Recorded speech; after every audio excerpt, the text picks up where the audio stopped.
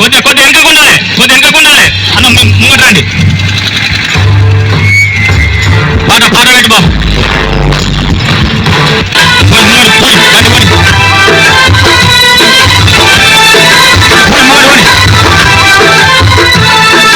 Communist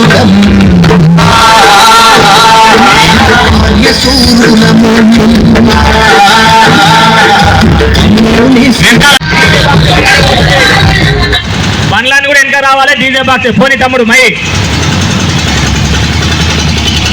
పోనీ my DJ పోనీ.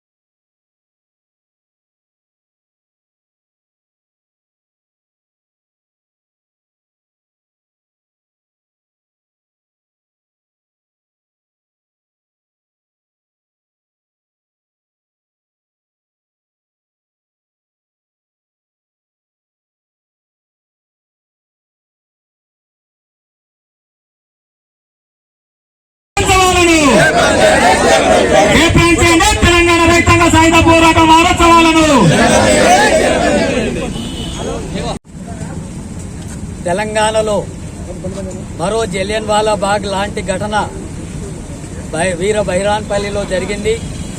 77 సంవత్సరాల క్రిందట ఇక్కడ నైజాం పాలనలోని రజాకారులంతా కూడా ఈ ప్రాంతంలో కమ్యూనిస్టుల నాయకత్వాన భూమి కోసం, భుక్తి కోసం, విముక్తి కోసం, వెట్టి చాకిరికి వ్యతిరేకంగా, అట్లాగే ఈ దేశ పరిపాలనలో స్వతంత్ర దేశంలో ఇది విలీనం కావాలనేటటువంటి ఉద్దేశంతో జరిగినటువంటి ఉద్యమం మీద రజాకారులు నైజాం పాలనలో తీవ్రమైనటువంటి రాక్షస కాండ ఇక్కడ కొనసాగింది. బైరాన్పల్లిలో 99 మందిని దారుణంగా హత్య చేసినటువంటి ఘటన జరిగింది. అలాగే పక్క గ్రామాల్లో కూడా ఇలాంటి ఘటన జరిగింది. మొత్తం ఈ ప్రాంతాలంతా కూడా కలిపి 118 మందికి పైగా దారుణమైనటువంటి హత్యాకాండను కొనసాగించారు. ఈ ఘటనకు స్మరిస్తూ ఈరోజు సిపిఎం పార్టీ ఆధ్వర్యంలో ఇక్కడ నుంచి మోటార్ సైకిల్ యాత్ర నిర్వహించి ఈ కార్యక్రమాన్ని నిర్వహిస్తున్నాం. తెలంగాణ సాయుధ పోరాటం భూమి కోసం, భుక్తి కోసం జరిగితే, కమ్యూనిస్టుల నాయకత్వాన జరిగితే దేశ రాష్ట్ర వ్యాప్తంగా దాదాపు 3000 గ్రామాలని విముక్తి చేసి ప్రజారాజ్యాల్ని ఎర్రజెండా స్థాపించింది. 10 లక్షల ఎకరాల భూమిని పంపిణీ చేసింది. వెట్టి చాకిరిని రద్దు చేసింది. ఆ ప్రాంతాల్లో కుల అసమానతలు, స్త్రీ పురుష అసమానతలు ఉండడానికి వీల్లేదు, పన్నులు వేయడానికి వీల్లేదనేటటువంటి ఒక దేశంలోనే చారిత్రాత్మకమైనటువంటి ఉద్యమం ఈ ప్రాంతంలో జరిగింది. ఆ ఘటనలో భాగంగా ఇది తెలంగాణ వ్యాప్తంగా విస్తరించి కమ్యూనిస్టుల నాయకత్వాన పేదలు, శ్రామిక వర్గాల విముక్తి పోరాటంగా మారుతుందని, ఇది దేశవ్యాప్తంగా కూడా విస్తరిస్తుందనేటటువంటి కుట్రలో భాగంగా ఈ హత్యాకాండను కొనసాగించడం అనేటటువంటి జరిగింది. ఈ ఉద్యమం యొక్క వారసత్వంలో భాగంగానే, ఆ పోరాటంలో భాగంగా 4000 మంది తెలంగాణ ప్రాంతంలో అమరులయ్యారు.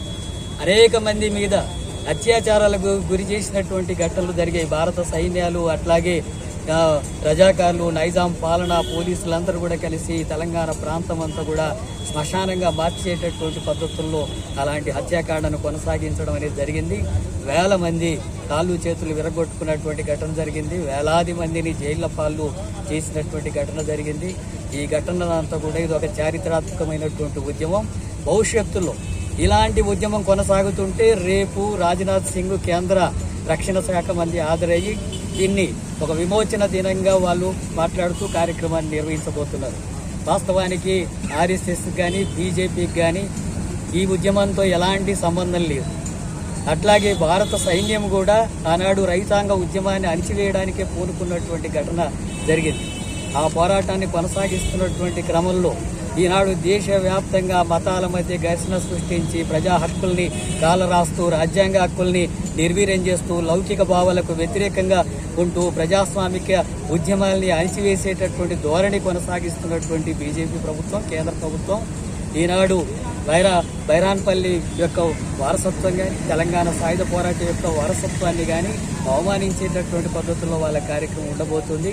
ఇలాంటి విషయాన్ని ప్రజలందరూ కూడా అర్థం చేసుకోవాలని చెప్పి విజ్ఞప్తి చేస్తున్నాను.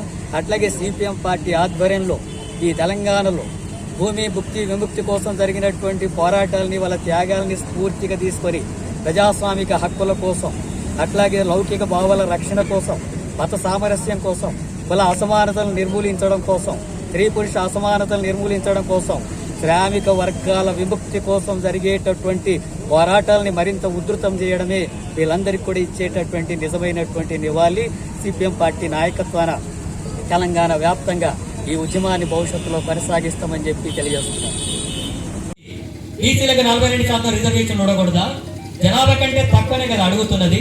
స్థానిక సంస్థల్లో సర్పంచులు, ఎంపీటీసీలు, ఎంపీపీలు, ఎంపీటీసీలు కాకూడదా? ఎందుకు కాకూడదు? ఎందుకు రిజర్వేషన్లు ఉండకూడదు? అసెంబ్లీలోనే ఆమోదిస్తారు, పార్లమెంటులోనే వ్యతిరేకిస్తారా? బీజేపీ అంటే సామాజిక న్యాయానికి వ్యతిరేకం, అది బీసీలకు వ్యతిరేకం, ఎస్సీలకు వ్యతిరేకం, ఎస్టీలకు వ్యతిరేకం, మహిళలకు వ్యతిరేకం, కార్మికులకు వ్యతిరేకం. కనీస వేతనం అమలు చేయదు.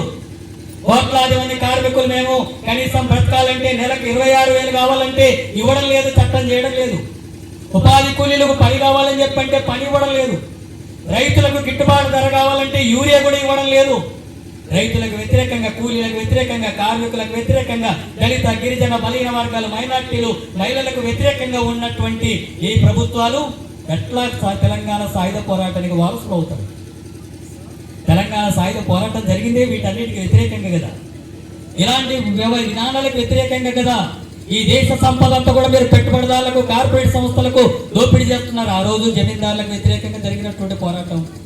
ఇప్పుడున్నటువంటి భూములు పంపిణీ చేయండి అంటే ఉన్న భూములే లాక్కుంటున్నారు. దానికి వ్యతిరేకంగా జరిగినటువంటి సాయుధ పోరాటానికి వ్యతిరేకులే చరిత్రను వక్రీకరించి ఈ పోరాట స్ఫూర్తిని మేము వారసులం అని చెప్పుకుంటున్నటువంటి పరిస్థితి. అసలైనటువంటి వారసులు ఎర్ర జెండా మాత్రమే, అది కమ్యూనిస్టులు మాత్రమే.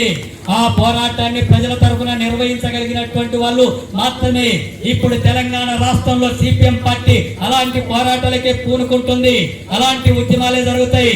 ఎక్కడ భూమి సమస్య ఉన్నా, ఎక్కడ కూలి సమస్య ఉన్నా, ఎక్కడ కార్మికుడి సమస్య ఉన్నా, ఎక్కడ అణగారినటువంటి దళిత, గిరిజన, బలహీన వర్గాలు, మైనార్టీల మీద, మహిళల మీద జరిగేటటువంటి ఎలాంటి దాడులైనా, దౌర్జన్యాలైనా వాళ్ళ హక్కుల్ని అణిచివేసేటటువంటి కార్యక్రమం ఉంటే అక్కడ ఎర్ర జెండా ఉంటది, సిపిఎం పార్టీ ఉంటది, వాళ్ళ తరఫున పోరాటాలు కొనసాగిస్తుంది. ఎన్ని త్యాగాలకైనా, ఎన్ని బలిదానాలకైనా ఈ ఎర్ర జెండా యొక్క పుట్టుకనే అలాంటి త్యాగాలతో, రక్త తరపుతో పుట్టినటువంటి జెండా అది. రాజకీయంగా లాభపడ్డటువంటి వాళ్ళు బీజేపీ వాళ్ళు, ఆర్ఎస్ఎస్ వాళ్ళు ఇవాళ రాముడి పేరు చెప్పారు, ఇంకో కృష్ణుడి పేరు చెప్తారు. ఆ రాముడు, కృష్ణుడు ఏ కాలంలో పుట్టారు, ఎక్కడున్నారు, మాకు చరిత్రతో సంబంధం లేదు. ఇది మా నమ్మకము, మా నమ్మకాన్ని గౌరవించాల్సిందే అని చెప్పి ప్రజల ముందు తిరుగుబాటు పోరాటానికి కూడా మతం రంగు పులిమే ప్రయత్నం చేస్తున్నారు. ఇది ప్రజానీకం గమనించాలని చెప్పి మేము కోరుతున్నాం. ఈ మధ్య కాలంలోనే రజాకార్ అనే ఒక సినిమా తీశారు. ఆ సినిమా వెనకాల బీజేపీ, ఆర్ఎస్ఎస్ వాళ్ళు ఉన్నారు. చరిత్రను వక్రీకరిస్తున్నారు. అటువంటి సంబంధం లేకుండా ఆనాడు పరిపాలిస్తున్నటువంటి రాజు నైజాం, ఆయన ముస్లిం ప్రజల ఎక్కువ కాబట్టి ముస్లిం రాజు మీద హిందువులు చేసినటువంటి తిరుగుబాటుగా ఇవాళ దీని పరిధి తగ్గించి చెప్తున్నారు. అంటే మతం కోసం జరిగినటువంటి ఒక ఘటనగా ఇవాళ దీని గురించి చెప్తున్నారు. రజకారులకు, జాగీర్దారులకు వ్యతిరేకంగా పోరాడిన చరిత్ర ఆర్ఎస్ఎస్ కు, బీజేపీకి ఎక్కడైనా ఉందా? మీరెట్లా వారసులు అవుతారు? మీరెట్లా వారసులమని ప్రకటించుకుంటారు? వాస్తవానికి మీరుకు, రజాకార్లకు, నైజాంకు తేడా ఏముంది? మీరు కూడా ఉన్న భూములంతా కూడా లాక్కుంటున్నారు కదా దేశమంతా. ఇప్పటికీ మీరందరూ కూడా దేశంలో ఉండేటటువంటి చట్టాలని నిర్వీర్యం చేస్తున్నారు కదా. మీకు వ్యతిరేకంగా వార్తలు రాసినటువంటి వాళ్ళని జైళ్ళలో పెడుతున్నారు, చంపేస్తున్నారు కదా. మీరు ప్రజాస్వామిక హక్కులు లేకుండా చేస్తున్నారు కదా, రాజ్యాంగాన్ని నిర్వీర్యం చేస్తున్నారు కదా, రాజ్యాంగ హక్కుల్ని కాలరాస్తున్నారు కదా, లౌకిక భావాలు ఉండకూడదు అంటున్నారు కదా, సోషలిజం ఉండకూడదు అంటున్నారు కదా, మతోన్మాద రాజకీయాల్ని నడపాలని చెప్పి అనుకుంటున్నారు కదా. హిందుత్వ ఎజెండాలో భాగంగా ఈ దేశంలో మళ్ళీ మనవాదాన్ని ముందుకు తీసుకురావాలని చెప్పి బీజేపీ భావిస్తుంది. మనవాదం ఎవరు? ఆనాడు జమీందారులు జాగీర్దారులు అనుసరించినటువంటిది. ఆనాడు ఎస్సీ ఎస్టీ బీసీ మైనార్టీలకు ఎవరికి కూడా మన ధర్మ శాస్త్రాల ప్రకారం ఎస్సీ ఎస్టీ బీసీ మైనార్టీలకు ఆస్తి హక్కు ఉండకూడదు, పరిపాలించే హక్కు ఉండకూడదు, చదువుకునేటటువంటి హక్కు ఉండకూడదు అనేటటువంటిది మన ధర్మ శాసనాలు. దాన్ని ఆర్ఎస్ఎస్ నమ్ముతుంది, బీజేపీ దాన్ని నమ్ముతుంది. ఆ రాజ్యాంగం, ఇప్పుడున్న రాజ్యాంగం, అంబేద్కర్ రాసినటువంటి రాజ్యాంగం, చట్టం ముందు అందరు సమానమే, అందరికి సమానమైనటువంటి హక్కులు ఉంటాయి, చదువుకునేటటువంటి హక్కు ఉంటుంది, ప్రజాప్రతినిధులు అయ్యే హక్కు ఉంటుంది, ఆస్తి ఉండేటటువంటి హక్కు ఉంటుంది అని చెప్పి తీసుకొస్తే వాటన్నిటిని కూడా తొలగించి మళ్ళీ మనవాదాన్ని ముందుకు తీసుకురావాలంటున్నారు. కుల వ్యవస్థ ఉండాలని చెప్పి అంటున్నారు, కుల అసమానతలు ఉండాలని చెప్పి అంటున్నారు. స్త్రీలు చదువుకోవడానికి వీలు లేదు, వాళ్ళ ఇంట్లోకే పరిమితం కావాలంటున్నారు. స్త్రీ సమానత్వానికి వ్యతిరేకంగా బీజేపీ ఉంది. కుల అసమానతలు కొనసాగాలని చెప్పి అంటుంది. మతాల మధ్య వైవిధ్యం ఉండాలని చెప్పి అంటుంది. లౌకిక భావాలు ఉండకూడదు అంటుంది. ప్రజాస్వామ్యం ఉండకూడదు, ప్రజాస్వామిక హక్కులు ఉండకూడదు అంటుంది. సోషలిజం అసలే ఉండకూడదు అంటుంది. మరి వీటన్నిటికి సంబంధించి రజాకాలు చేసింది ఏంటి? నైజాం చేసింది ఏంటి? ఇప్పుడు బీజేపీ పాలన కూడా సేమ్ నైజాం పాలన కంటే భిన్నమైనటువంటి పాలన ఎక్కడ ఉంది? అందుకని వాళ్ళు నైజాం వారసులు తప్ప తెలంగాణ సాయుధ పోరాట వారసులు కాదు అనే విషయాన్ని ప్రజలకు తెలియజేయాల్సినటువంటి అవసరం ఉంది. వాళ్ళకు వ్యతిరేకంగా, నైజాంకు వ్యతిరేకంగా బైరాన్పల్లి గ్రామ ప్రజలు ఎట్లయితే పోరాటం చేశారో, ఈనాడు బీజేపీ పాలనకు వ్యతిరేకంగా అలాంటి పోరాటాన్ని మనం కొనసాగించాల్సినటువంటి అవసరం ఉంటుంది. అది సరైనటువంటి వారసత్వం అవుతుంది.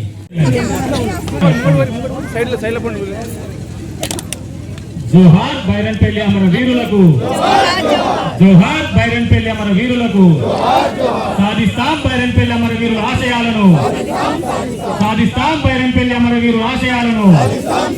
జోహార్ బైరన్పల్లి అమర వీరులకు, జోహార్ బైరన్పల్లి అమర వీరులకు. సాధిస్తాం తెలంగాణ రైతాంగ సాయుధ పోరాట అమర వీరుల ఆశయాలను, సాధిస్తాం బైరన్పల్లి అమర వీరుల ఆశయాలను. జోహార్ తెలంగాణ రైతాంగ సాయుధ పోరాట అమర వీరులకు, జోహార్ బైరన్పల్లి అమర వీరులకు. వర్ధిల్లాలి ఎర్ర జెండా, వర్ధిల్లాలి ఎర్ర జెండా. జిందాబాద్ జిందాబాద్, సిపిఎం జిందాబాద్, జిందాబాద్ జిందాబాద్, సిపిఎం జిందాబాద్. వర్ధిల్లాలి ఎర్ర జెండా, జోహార్ అమర వీరులకు. సార్ కామ్రేడ్స్, బైరన్పల్లి స్థూపం కాడికి మనం జోహార్ బైరన్పల్లి అమర వీరులకు, జోహార్ తెలంగాణ రైతాంగ సాయుధ పోరాట అమర వీరులకు. సాధిస్తాం అమర వీరుల ఆశయాలను, వర్ధిల్లాలి ఎర్ర జెండా, వర్ధిల్లాలి ప్రజా పోరాటాలు.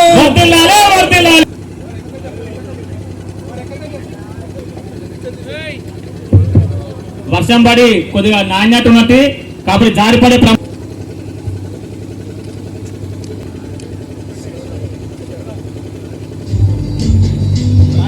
Salute salute order salute. ఆశయాల కోసమై అశువులనర్పించిన అమర వీరులారా లాల్ సలాం. ఆశయాల కోసమై అశువులనర్పించిన అమర వీరులారా లాల్ సలాం. సమైక్య భారతి కోసము రక్తము చిందించిన త్యాగమూర్తులారా లాల్ సలాం లాల్ సలాం.